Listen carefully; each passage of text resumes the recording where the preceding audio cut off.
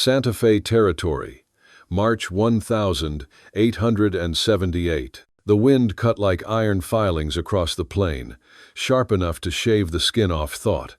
It carried the dry taste of dust and old bones, the kind of air that made a man forget what mercy felt like. I'd been out since dawn, riding the fence line east of my land, mending wire and checking posts, the kind of work that didn't argue back, didn't judge, didn't remember. The morning was quiet, except for the rasp of wind through barbed wire. My horse, Boone, stood still beside me, tail flicking lazily, eyes half-lidded under the heavy light. That's how most days passed me, the horse, and the silence, each of us minding our own kind of sorrow. Then something in that silence changed. It wasn't a coyote or the usual groan of timber. It was human, a short, broken gasp, the kind a man hears once and never forgets. I froze, one hand on the fence post, the other resting by the rifle slung across my shoulder. The wind paused too, like it wanted to listen. Another sound came, a faint, desperate choke. That was enough. I followed the noise along the fence line, boots grinding on hard clay. 50 yards out, the grass thinned, and I saw it, something that didn't belong to the land. A shape twisted wrong against the wood and wire. The sun flared off something that looked like skin. At first I thought it was an animal caught in the barbs. Then the wind turned it, and I saw a face. A girl upside down, hanging from the top rail of a split post, wrists and ankles bound, hair spilling like black river water into the dirt. Blood ran in thin, dusty lines down her shoulders. Her chest moved shallowly, slow as dying fire. For a second, I just stood there. The world went still. Even Boone stopped breathing. She couldn't have been more than 20. Apache by the braids, by the leather fringes, still clinging to her torn dress. Whoever had done this meant for her to die slow, hanging like an offering the land didn't ask for. I swallowed hard, throat raw. A voice inside said, "Don't." Another whispered, "If you ride away, you'll never sleep again." The desert has a way of testing a man's soul when no one's looking. I laid the rifle against the post, climbed the lower rail, and reached up. The barbed wire had chewed into her skin so deep it clung like teeth. I worked the knots loose, slow and steady, ignoring the sting in my palms. When the last rope slipped free, her body dropped forward, limp. I caught her, her weight sudden and strange light as a bundle of sticks, yet heavy with the kind of pain no man should ever see. I laid her gently on the ground. Her eyes fluttered open for half a heartbeat, dark and unfocused, then rolled back. She was alive, barely. The ropes had cut her wrists to the bone. Her lips were cracked, the color of dust. "Easy," I muttered, more to myself than to her. "You're safe now." The words sounded foreign in my mouth. I hadn't spoken to anyone in days, maybe weeks. Her head lolled against my arm, and I noticed something carved into the wood behind her, a symbol burned into the post, a crude cross inside a circle, bounty mark. She wasn't just left for dead. She'd been claimed. I looked at that mark a long time, the way a man stares at a rattlesnake before deciding if it's worth killing. Then I spit in the dust. "Not today," I said. I lifted her up and draped her over Boone's saddle. She groaned faintly, the sound scraping my chest worse than any wound I'd carried. I mounted behind her, keeping one arm around her to steady the limp weight. Boone shifted, uneasy, but I pressed his neck until he calmed. The plains stretched endless in every direction, the sky so wide it felt like judgment. I turned west toward home, toward trouble, toward whatever price the day would demand. As the sun slid lower, the shadow of that broken girl fell long across the earth, and I knew the quiet life I'd built was gone the moment I touched her. Sometimes a man doesn't get to choose the road, only the reason he takes it. If you enjoy the story, hit that subscribe button right away, and if you don't, then just hit the like button anyway to keep more Wild West love stories coming. Boone's hooves struck a slow rhythm over the hardpan, the kind of beat that sounds like a man counting his regrets. The girl didn't move, didn't make a sound except the faint rattle of breath against my coat. Every mile west the sun bled lower, turning the sky from brass to copper, then to ash. I kept my eyes on the horizon, the way a man does when he's afraid to look at what he's carrying. By the time the first stars came out, The cabin appeared like a shadow against the hills. Just 4 walls of pine, a roof that leaked when it rained, and a fire pit that hadn't seen warmth in weeks. Still, it was the only piece of world that answered to my name. I slid off Boone and caught the girl before she slipped. Her body was light, too light. Bones under skin, heat fading fast. I carried her inside and laid her on the cot near the hearth. The smell of dried blood and desert dust filled the room. For a moment, I just stood there, listening to the wind push at the shutters. My hands shook a little, not from fear I'd seen worse, but from the weight of what I'd brought home. I poured water from the barrel into a tin bowl, found the old whiskey bottle under the shelf, and set both beside her. The ropes had left her wrists raw and swollen. I cut the knots loose with my hunting knife, then dabbed the cuts with whiskey.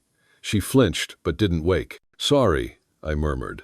"I'd got better medicine." Her hair was tangled with wire and blood. I took my pocket knife and trimmed the strands caught in the knots. The rest I rinsed gently, water turning rust-colored in the bowl. When the fire finally caught, it threw a thin orange light across her face. Under the bruises, she was young, younger than I'd guessed. Maybe 20, maybe less, and there was a kind of defiance in her even in sleep, the jaw set tight like she was still fighting the world in her dream. I sat back in the chair, the old wood groaning beneath me. Outside, coyotes called to one another, their cries fading into the wide night. Boone shuffled in the lean-to. The world was calm again, but not the same. Something had shifted, quiet but sure, like the ground deciding to move after years of stillness. Near midnight, she stirred. A low sound left her throat, half a moan, half a word I didn't know. Then her eyes opened. They were dark, sharp, and confused. She tried to sit up, but pain forced her back. Her gaze darted to me, to the knife on the table, to the open door. I raised both hands slowly. "You're safe," I said. "Ain't gonna hurt you." She didn't answer. Her breathing quickened. She said something in Apache short, clipped, fierce. I didn't understand, but I recognized the tone. A warning. A fighter's last defense. I nodded once. "All right. You keep that fire. I'll keep mine." I set the knife aside and reached for the bowl. "Drink," I said, offering the cup of water. She hesitated, eyes narrow. Then thirst won. Her fingers trembled as she took it, and she drank in small, careful sips, like a caged bird unsure the seed was real. Afterward, she pushed the cup away and whispered something soft.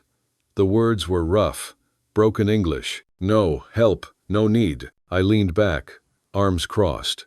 "Yeah," I said quietly. "Heard that before." The silence that followed wasn't comfortable, but it wasn't cold either. Just 2 people breathing in the same small space, trying to decide what the other meant to them. I threw another log on the fire.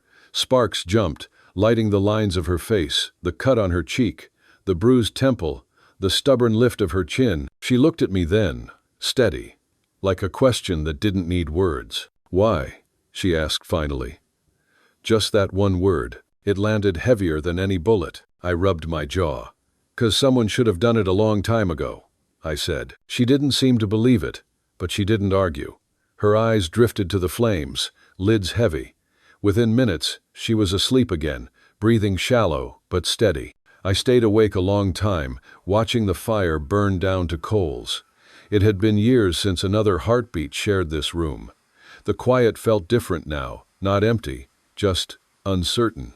Like the first rain on parched ground, when dawn came, the sky turned pale gold. I stepped outside to fetch water and found boot prints in the dirt, not mine. Fresh, 3 pairs.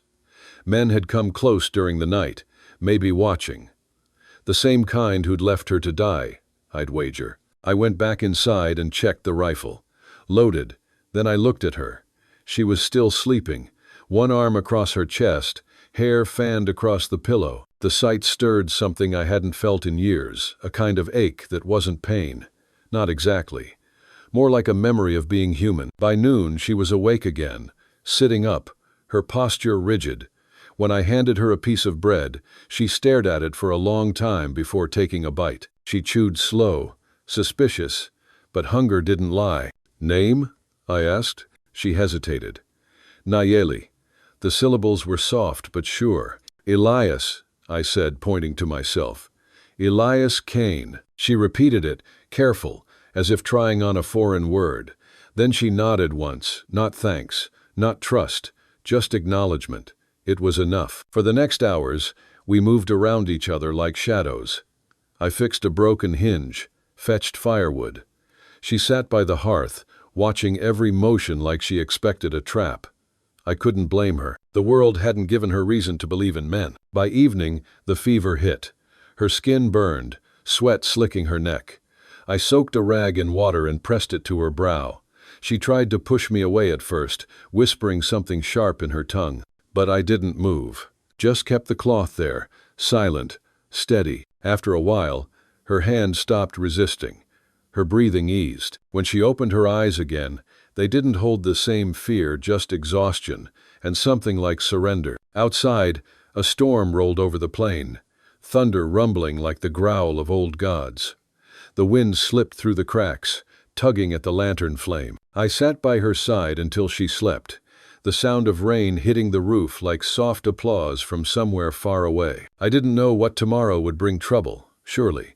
But for the first time in years, I didn't feel like a ghost walking the land. Sometimes, saving someone else is the only way a man remembers he's still worth saving. If you like Wild West love stories or Wild West stories, drop a bunch of 1 second and your place in the comments for the Wild West Love channel. Tell me where you're listening from, so I don't feel so alone out here. The next morning came gray and mean, the kind of light that makes a man uneasy before he knows why. The storm had passed, but the air felt wrong, too quiet, too still. Even Boone pawed the dirt like he smelled something bad on the wind. Nayeli sat by the hearth, half awake, her wrists bandaged and eyes dull with fever's hangover. I was fixing the latch on the door when Boone's ears twitched again, pointing east. Then I heard it, 2 distant hooves, 3, maybe 4, coming slow. I set the hammer down. "Stay inside," I said, checking the Winchester by the door. She stared at me, confusion flickering behind her fatigue. "Men?" she asked softly. "Inuddet. Trouble kind." By the time the riders appeared over the ridge, the sun had clawed halfway out of the horizon. They came like vultures, all dust and shadows, coats flapping, rifles slung casual across their saddles. One of them spat a stream of tobacco and grinned when he spotted the cabin. The leader was easy to recognize, tall, thin, with a snake-etched buckle shining on his belt. His name was Coal Dancer Bounty Scum, mean as drought. I'd seen him once in town, back when Santa Fe still pretended to have law. He reined up 20 yards from the porch and called out, voice oily. "Morning, Kane. Heard you been keeping company with a piece of property ain't yours." I didn't answer, just stepped onto the porch, rifle resting easy in my hands. Cole chuckled. "Now don't go acting righteous, old man. That Apache girl's worth coin. Governor's got her name on paper. Turns out she stuck a knife in a deputy up north. We're just here to collect what's due." I felt the muscles in my jaw tighten. Behind me, through the half-open door, I sensed Nayeli's breath hitch. "She's not yours to take," I said quietly. Cole's grin widened. "Ain't about mine or yours. It's about what's owed. Hand her over, and maybe I let you keep breathing long enough to bury your conscience." The men behind him laughed dry, empty sounds. I leveled the rifle, barrel steady. "You take 1 step closer, and you'll be burying more than that." For a moment, nobody moved. The wind scraped dust across the space between us, whistling through the dry grass like it wanted to pick a side. Cole's eyes hardened. "You really want to die for a savage girl who'd gut you in your sleep?" "She's human," I said. "That's enough." He spat. "Sout yourself." His hand dropped toward his pistol, and the world snapped. My Winchester roared once, thunder echoing against the hills. The bullet struck his hat clean off, slicing the leather strap under his chin. He froze, eyes wide, realizing how close death had passed. "You can pick it up," I said, voice low, "or you can pick a coffin." The 2 men behind him shifted uneasy, glancing between us. They weren't ready to die for his pride, not today. Cole sneered, grabbed his hat from the dirt, and glared at me like he meant to memorize my grave. "This ain't over, Kane," he said. You think you can hide her? There's always more men, more guns. Maybe, I said, but only one of me, and I'm still breathing. They turned their horses and rode off slow, muttering curses into the wind. When the dust settled, I lowered the rifle and leaned against the post, heart hammering harder than I'd admit. Inside, Nayeli stood by the window, hands trembling. They will come again, she whispered. Yeah, I said, and next time, they'll bring friends. She moved closer, her eyes dark with something fierce, not fear exactly, more like resolve. Then you should not fight for me. I will go. I shook my head. You go, they'll find you. They'll finish what they started. Her chin lifted. Then they kill me. Not you. Not my way, I said simply. She frowned, as if trying to understand what kind of madness could make a man risk his life for a stranger. But she didn't argue again. The rest of that day passed slow. I fixed the shutter, cleaned the rifle twice, kept one eye on the ridge. Nayeli helped as best she could, sweeping the floor, boiling water, moving like a ghost, trying to feel alive again. Each time she looked at me, something in her gaze changed, a little less wary, a little more believing. By sundown, I knew Cole would be back. Men like him didn't take humiliation kindly, so I packed what we might need: cartridges, jerky, bandages, and saddled Boone. She watched from the doorway. You run? I shook my head. Prepare. Later that night, under a bruised blue sky, she sat near the fire while I carved bullets into shape. The sound of the knife against lead was steady, rhythmic. She began to hum a low melody, words in Apache, voice soft but strong. It wasn't a song of sorrow. It was something older, a song about standing one's ground. When she finished, I asked quietly, "What's it mean?" She looked at me, eyes gleaming in the firelight. It means the earth remembers who bleeds upon it. I nodded. Then I reckon this land remembers plenty. Outside, the night stretched wide and endless. Coyotes called, and the wind shifted again, carrying with it the faint echo of hooves somewhere far off. She rose, stepped beside me, and touched my arm lightly. The gesture was small, but it burned deeper than any wound. You fight for me, she said softly. I fight too. I studied her for a moment, the steadiness in her eyes, the strength behind the scars, and I realized the truth. She wasn't the one who needed saving anymore. I was. I handed her the spare revolver. Then we fight smart. We sat together in the flickering glow until the fire burned low, two souls caught in the same quiet storm, waiting for whatever dawn would bring. Hey there, friend, take a moment and get yourself a full glass of water. Your body will thank you. By noon the sky had gone white and mean, not a cloud anywhere. Heat pooled in the low places, flickering like hammered tin. The gun smoke from the morning still clung to the porch rail, a bitter taste in the boards. I'd patched what I could, swept blood into the dust, and oiled the hinges so the door wouldn't cry out when the wind shouldered it. A man fixes things when he's not sure what else to fix. Water, I said, lifting the empty canteen so she could hear it knock hollow. Creaks down past the mesquite. Nayeli nodded. Her face had color again, but the way she moved told the truth about the rope burns. Careful, like each step might remind her of what the earth had done to her yesterday. She wrapped her shawl close and followed me into the heat. The land going south from my cabin was mostly hardpan and stubborn brush. Juniper that smelled like sharp tea. Prickly pear fat with yellow blooms. The wind came in low runs, hot and thin, as if it had been sharpened on stone. We didn't speak. The quiet had weight, but it wasn't the old kind that kept men alone. This one walked beside us like a third rider that hadn't decided which of us to favor. When the creek showed itself, it didn't look like much, just a silver line stitched through gravel, a few cottonwoods shouldering shade over it. But even a trickle is a miracle when the world has been sand for days. I knelt at the bank and let the canteen swallow until it was heavy. She knelt too, cupped water and drank slow, eyes closed. After a while she sighed, the kind of sound a person makes when the body finally believes it isn't dying. You'll want to wash those, I said, nodding at her wrists. She looked at them, at the angry lines the rope had written on her skin, then at me. You help? It wasn't a plea. It was a question a warrior asks when she's not sure if another warrior has steady hands. "I will," I said. I tore a strip from the hem of my work shirt and dipped it in the creek. The water moved over my knuckles like cool smoke. I pressed the cloth to the first welt, slow and even. She winced, then held still. The dust and dried blood loosened and bled away into the current. I could see where the wire had bit deepest. Barbs have a memory for flesh. I didn't talk, just worked the way a man works at a fence he wants to last through winter. When I finished one arm, she turned the other to me without words. The trust in that movement hit me worse than any bullet. Not because it was loud, because it wasn't. I cleaned the second arm, then her temple where a cut had clotted ugly. The cloth came away pink. The creek took it all, and never said a thing. "Better," she murmured, breath soft in the shade. "Your hands not cruel." "Not today," I said. "Some days they've been cruel enough." Lead. A cottonwood leaf fell between us, spun twice, and floated away. I'd spent years making fences, so I wouldn't have to touch anything living.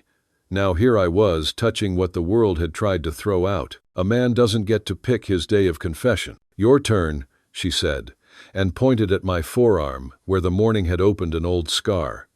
I hadn't felt it.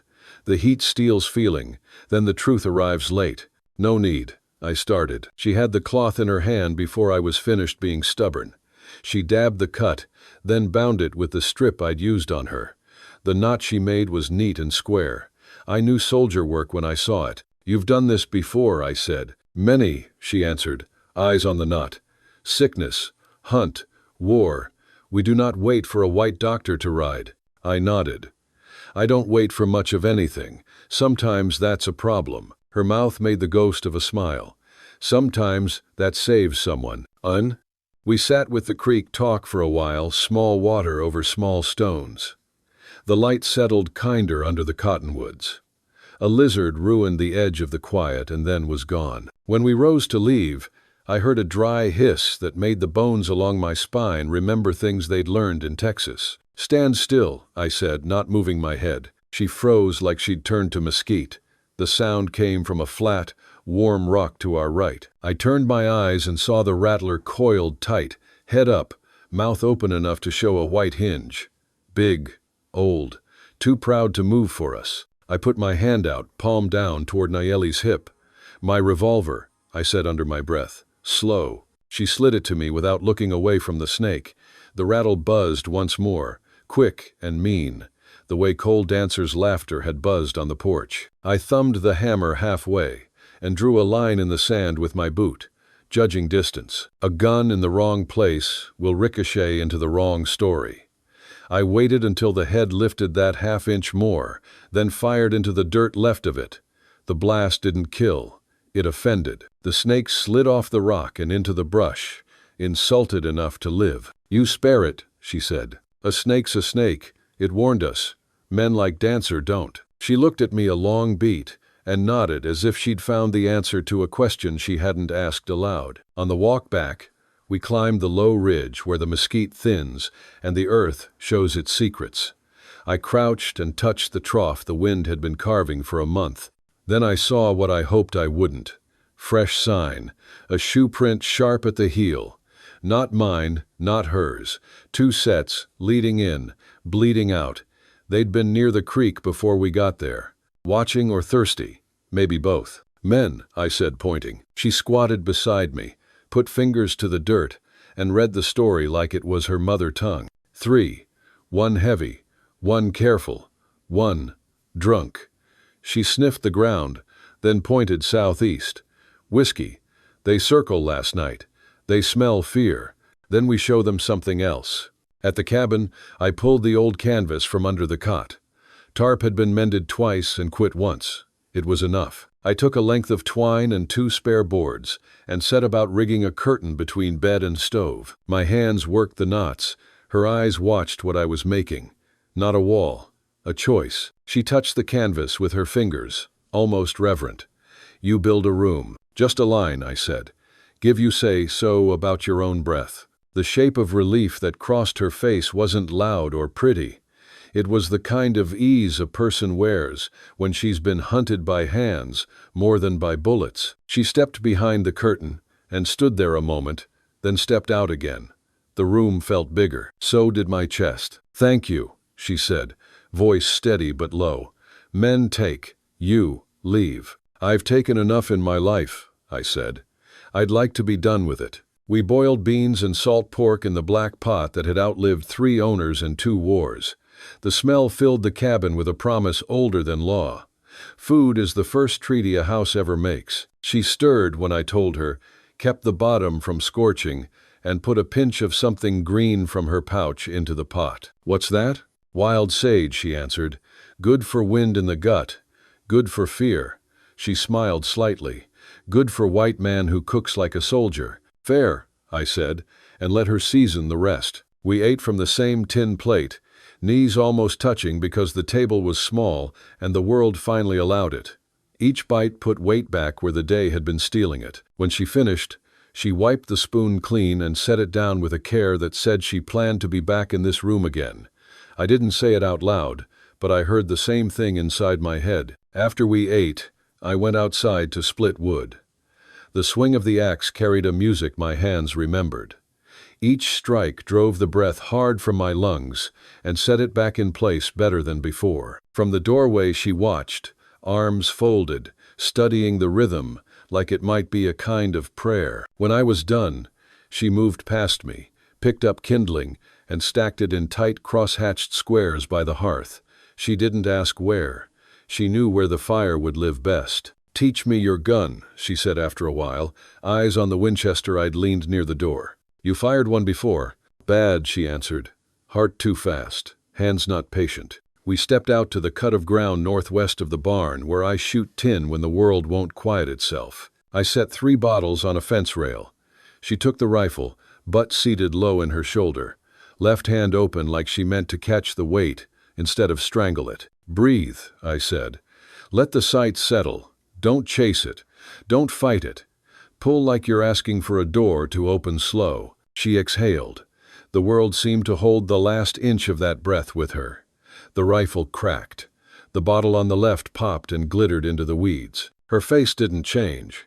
It didn't need to. She had felt it, the marriage of steady and sure. The second shot took the center.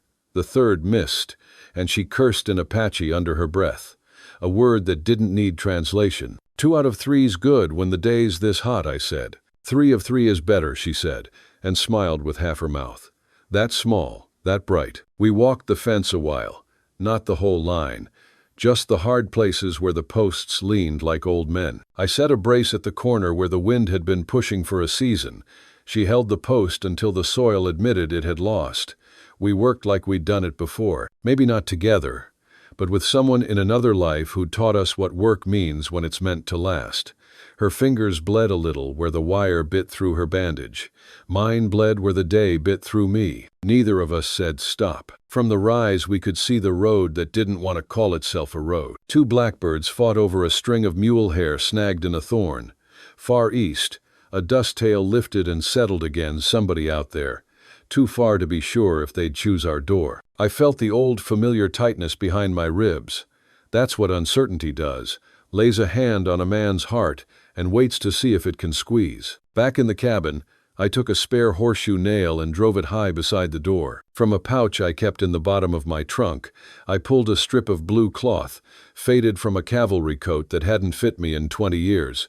I looped it over the nail. A useless thing. Or maybe not. "What is that?" she asked. "Memory," I said. "Of what I did. Of who I won't be again." She considered the bit of color, then reached to the leather cord at her neck. A small carving hung there, bone, smoothed by thumb and time, shaped like a single 4-petaled flower. She hesitated, then unknotted it and pressed it into my hand. "My mother," she said. "Atsioyu.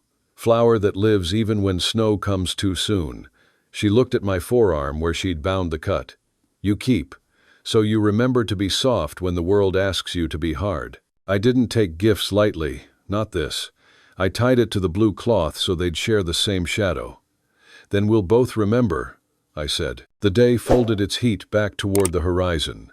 The cottonwoods at the creek darkened to shapes. I checked the cartridges, counted what we had like a preacher counting sins before Sunday. I dug a shallow trench a few feet from the porch, threw brush over it, and set 2 tin cans on strings that crossed the doorway low. When a man steps where he shouldn't after dark, the cans talk.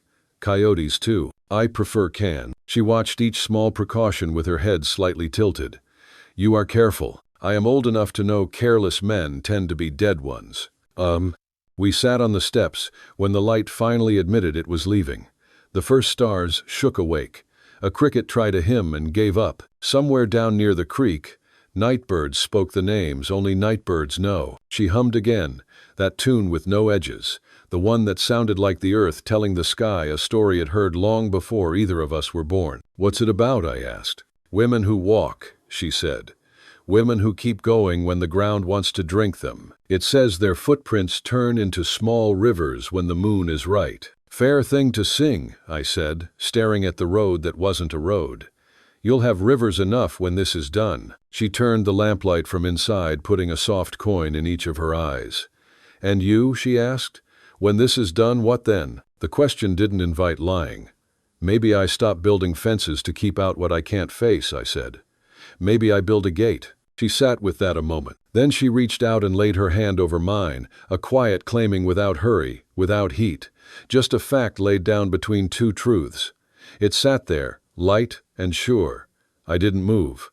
The world didn't either.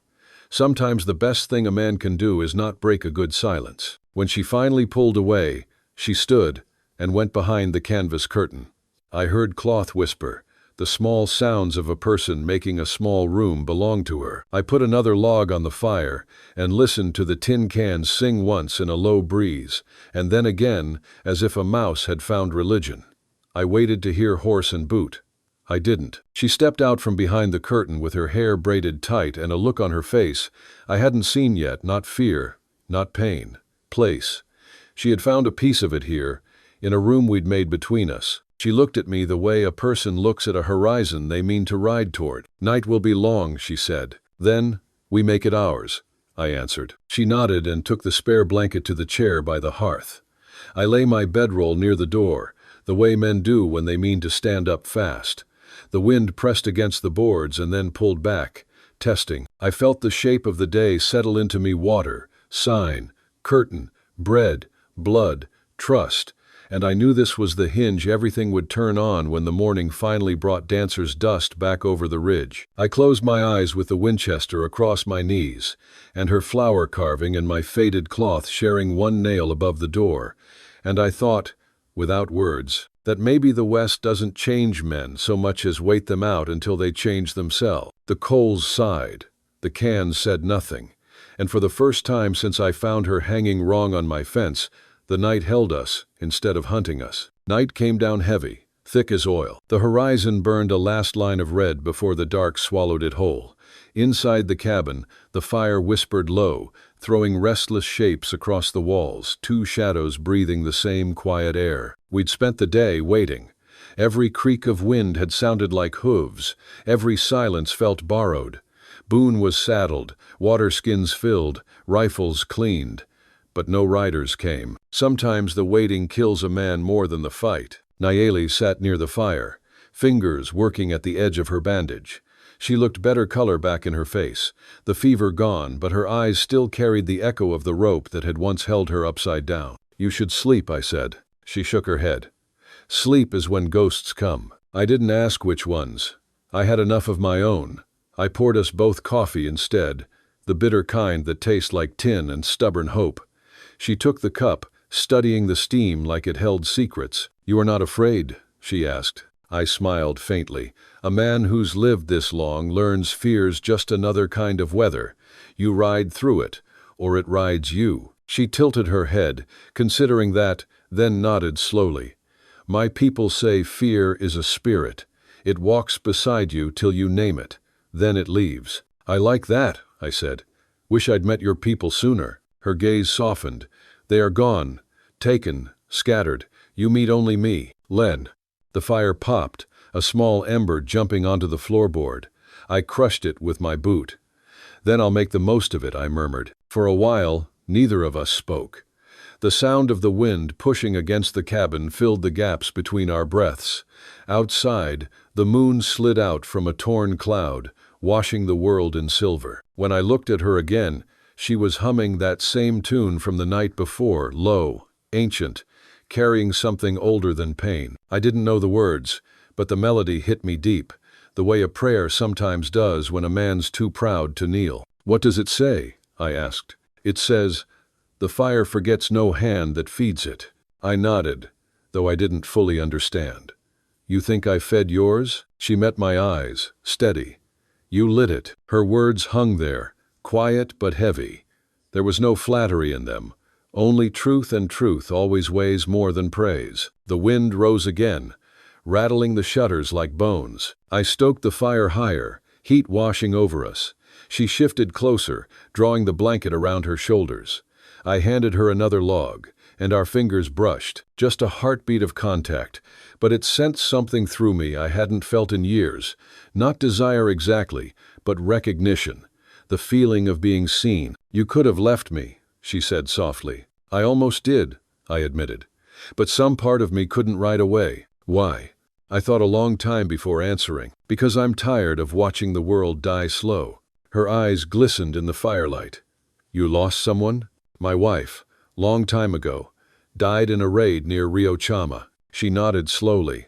"So you build fences to keep the world out." I smiled without humor. "That easy to read, huh?" She looked back at the fire. "Only men who fear love build walls taller than trees." That one hit deep. I didn't have an answer, so I just listened to the wind again. After a while, she stood and walked to the window. "They will come when moon sleeps," she said, voice certain. "Men like them always hunt in dark." Then we wait in dark too. I took the lantern and doused it, leaving only the glow of embers. The cabin sank into half-light, orange and black. Outside, the desert breathed slow, patient, dangerous. She turned toward me, barely a silhouette now, her voice low. "If they come, I will not run." "I know," I said. "You're not the running kind." The moment hung there sharp as the click of a gun being cocked. Then she crossed the room and handed me a strip of leather from her wrist. "For luck," she said. "From my father." I tied it around my forearm, the small gesture grounding me more than any prayer. "Thank you," I whispered. Her fingers lingered for a second before slipping away. Outside, thunder grumbled far off, maybe a storm, maybe something worse. Boone snorted from the lean-to. I checked the rifle again, hands steady now. When I looked back, Nayeli was crouched by the fire, loading shells into the revolver I'd given her. Her movements were careful, precise.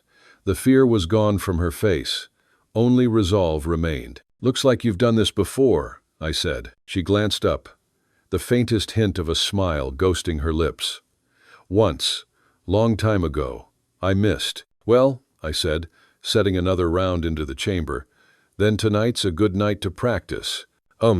We shared a quiet laugh, the kind that doesn't last but leaves warmth behind. Hours slipped by. The fire died down to red coals, the cabin breathing with us. Outside, nothing moved. The world held its breath, waiting for dawn or blood. But for the first time, I wasn't thinking about dying.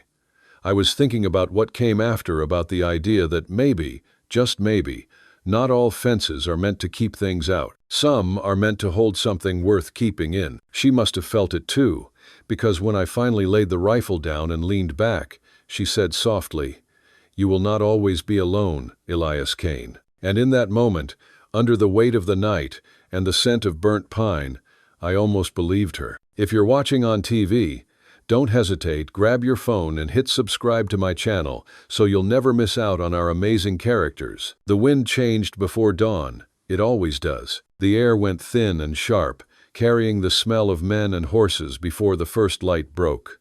Boone stamped once in the lean-to, warning enough. I opened my eyes. Nayeli was already awake, crouched by the window, rifle ready. Her face was calm, her hair tied back with a strip of cloth. The fire was dead, the coals gray. Everything in that room felt like it was holding its breath. "They're here," she whispered. I nodded. "You stay low. Wait till I